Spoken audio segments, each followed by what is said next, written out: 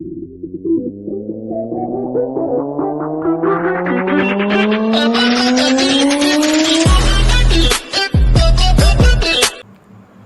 Basically हम function of progesterone पे बात करेंगे। प्रोजेस्टेरॉन का जो काम है वो प्रमोट करता है यूट्रस की एंडोमेट्रियम को सेक्रेटरी चेंजेस के लिए, जो कि इसकी इम्प्लांटेशन ऑफ फर्टिलाइज्ड ओवम और डिफरेंट फीमेल सेक्सुअल साइकिल में हेल्प करता है। और इसका जो दूसरा मेन काम है वो है जी कि ये फ्रीक्वेंसी और इंटेंसिटी ऑफ यूट्राइन कंट्रैक्शन को कम कर देता है। और अगर फ्लोपियन ट्यूब पे बात की जाए तो सेम उसकी भी सेक्रेटरी एक्टिविटी को बढ़ा देता है, स्पेशली म्यूकोजल लाइनिंग की, और जो कि nutrition of the fertilised ovum और उसकी इम्प्लांटेशन में इंपॉर्टेंट रोल प्ले करते हैं। और अगर ब्रेस्ट की बात की जाए तो वहाँ पे अल्व्यूलर और लोब्यूल्स की जो प्रोलिफरेशन है वो इंक्रीज़ करवा देता है, और उसके साथ साथ ही उनकी भी सेक्रेटरी एक्टिविटी इंक्रीज़ करवाता है। लेकिन वो हरगिज़ ये प्रोलैक्टिन का वो काम नहीं करता, क्योंकि प्रोलैक्टिन ने मिल्क निकालना होता है और ये मिल्क हरगिज़ नहीं निकालता सेक्रेटरी एक्शन में। लेकिन ये स्वेलिंग करवा देता है। वो ऐसे है कि जो एल्वियोलर सेल्स हैं जो अपनी सेक्रेशन इंक्रीज़ कर रहे होते हैं, उनकी वजह से सबकुटेनियस टिश्यू का जो ग्राउंड सब्सटेंसेस होते हैं या सबकुटेनियस टिश्यू के जो डिफरेंट तरह की कह लें कि आप फ्लूइड होता है वो इंक्रीज़ कर जाता है, जिसकी वजह से स्वेलिंग ऑफ ब्रेस्ट हो जाती है।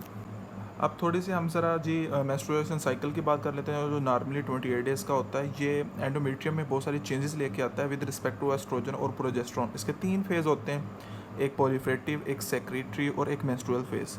ठीक है जी। फर्स्ट फेज़ में एस्ट्रोजन रिलीज़ होता है जो ओवरिन साइकिल के फर्स्ट हाफ में रिलीज़ होता है। इसका मेन काम ये होता है कि एपिथेलियम की प्रोलिफरेशन करवाए। प्रोलिफरेटरी फेज़ है तो बेसिकली जो मेंस्ट्रुअल साइकिल पिछला गुजरा होता है उसमें जो रिलीज़ हो चुकी होती हैं या एक्सक्रीट हो चुकी होती हैं एंडोमेट्रियम, उसकी री एपिथेलाइजेशन करवाता है और उसकी थिकनेस काफ़ी इंक्रीज़ करवाता है by increasing the number of stromal cells, gland और ब्लड वेसल्स।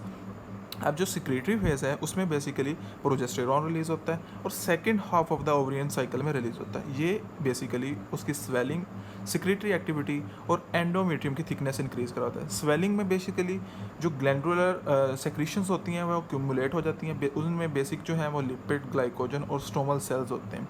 ठीक है। और थिकनेस जो है वो भी काफ़ी ज़्यादा इंक्रीज़ कर जाती है ड्यू टू ब्लड वेसल्स। और जो सेक्रेटरी एक्टिविटी है वो ग्लैंड्स के टर्टल्स बनने की वजह से काफ़ी हद तक इंक्रीज़ कर चुकी होती है। समराइज फॉर्म में तो आपको काफ़ी हद तक डिस्क्राइब हो चुका है कि फेजेस के बारे में, लेकिन थोड़ी सी बुक की लाइंस को भी डिस्कस करते हैं। जो प्रोलिफरेटिव फेज़ है इसमें म्यूकस भी रिलीज़ होता है जो बेसिकली स्पर्म को गाइड करता है को इन राइट डायरेक्शन यूट्रस में जाके इम्प्लांट हो। और जो सेक्रेटरी फेज़ है इसमें आपको जैसे कि मैंने बताया कि बहुत सारी सेक्रेटरी और स्वेलिंग रिलीज़ होती हैं। जो ग्लैंड की सेक्रीशंस हैं वो बेसिकली न्यूट्रिएंट्स प्रोवाइड करती हैं और इसकी जो थिकनेस इंक्रीज़ होती है इन स्वेलिंग वो ऑलमोस्ट 5 to 6 मिलीमीटर तक इंक्रीज़ होती है। अब जो न्यूट्रिएंट्स प्रोवाइड करता है जो इनकी सेक्रीशन, उसको हम यूट्राइन मिल्क भी कहते हैं, क्योंकि यूट्राइन मिल्क इसलिए कहते हैं कि ये फुल ऑफ द न्यूट्रिशन होता है। और जो ट्रोफोब्लास्टिक सेल्स होते हैं ऑफ द इम्प्लांटेड ओवम के, वो एक्चुअली डेसिडुअल रिएक्शन के थ्रू ये जो यूट्राइन मिल्क है और stored form of the glycogen in the endometrium है उसको डेसिडुअल रिएक्शन के थ्रू यूज़ करते हैं और अपने लिए एनर्जी का सोर्स बनाते हैं।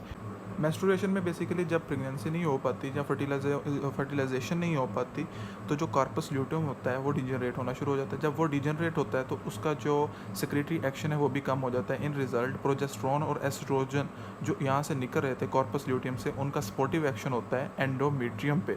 उसकी जो लेयर्स हैं ऑलमोस्ट 65% ऑफ द लेयर्स जो हैं एंडोमेट्रियम की वो एक्सक्रीट आउट हो जाती हैं इन रिजल्ट ऑफ द मेंस्ट्रुएशन, क्योंकि प्रोजेस्टेरॉन का स्पेशली जो है सपोर्टिव एक्शन बहुत हद तक कम हो चुका होता है। इन रिजल्ट काफ़ी हद तक नेक्रोसिस भी होती है। नेक्रोसिस होने की सबसे बड़ी वजह वेजोकंस्ट्रिक्टर होता है। जैसे वेजोकंस्ट्रिक्टर प्रोस्टाग्लैंडिन रिलीज होता है वो जो ब्लड वेसल है उनको वेजोस्पेस्टिक एक्शन करवाता है, ब्लड सप्लाई रुकती है और एंडोमेट्रियम नेक्रोसिस होकर एक्सक्रीट आउट हो जाती है। अब एक्सक्रीट होने के बाद प्रोजेस्टेरॉन जो है वो एक और काम करवाता है, वो है कॉन्ट्रैक्शन ऑफ यूट्रस। उससे ये होता है कि जो एक्सक्रीशन है वो ईजीली और स्पीडली हो जाती है। ऑलमोस्ट 50 मिलीलीटर ऑफ ब्लड और 35 मिलीलीटर ऑफ सीरियस फ्लूइड इसमें लॉस्ट होता है, लेकिन मोस्टली ये जो है प्रोसेस जितना भी है ब्लीडिंग का ये नॉन क्लोटिंग होता है due to the present of fibrinolysin. लेकिन अगर ये जो क्लॉट्स आना शुरू हो जाए या ब्लीडिंग बहुत ज़्यादा हो तो उसका मतलब ये होता है कि फाइब्रिनोलाइसिन वहाँ पे मौजूद नहीं है। यही बात यहाँ तक डिस्क्राइब की गई है। ल्यूकोरिया में ये बताया गया है कि जो हमारी एंडोमेट्रियम है वहाँ पे इन्फेक्शन इसलिए नहीं होता कि वहाँ पे एक large number of white blood cells या ल्यूकोसाइट्स की होती है, लेकिन जैसे ही लेयर्स उसकी एक्सक्रीट आउट होती हैं तो उसके साथ ही वाइट ब्लड सेल्स और ल्यूकोसाइट्स भी एक्सक्रीट आउट हो जाते हैं और इस तरह से ल्यूकेरिया की कंडीशन डेवलप हो जाती है इन मेंस्ट्रुएशन। और इसी तरह इन वाइट ब्लड सेल की जो है प्रेजेंस की वजह से काफ़ी हद तक रेजिस्टेंट होता है यूट्रस और वेजाइना डिफरेंट तरह के इन्फेक्शंस के। So that's all about the menstruation cycle. इंशाल्लाह अगली वीडियो में मिलते हैं। रेगुलेशन ऑफ इनकी जो है वो किस तरह से हार्मोन्स के थ्रू होती है।